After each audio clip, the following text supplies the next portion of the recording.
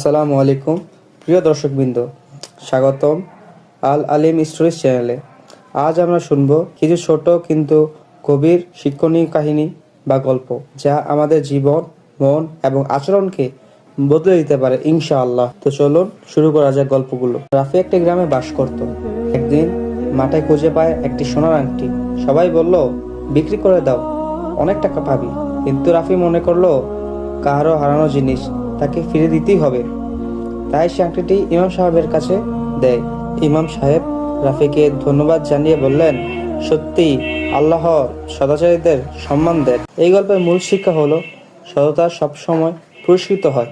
প্রিয় দর্শকবৃন্দ, আশা করি আপনারা আমাদের আজকের গল্পটিকে অনেক মনোযোগ দিয়ে শুনেছেন এবং এনজয় করেছেন। এরকম আরও গল্প রেগুলার পেতে আমাদের ইউটিউব চ্যানেলটিকে সাবস্ক্রাইব করুন এবং টিকটক থেকে দেখে থাকলে ফলো করে রাখুন। ধন্যবাদ আপনাদের সবাইকে আপনাদের মূল্যবান সময়টি দেওয়ার জন্য।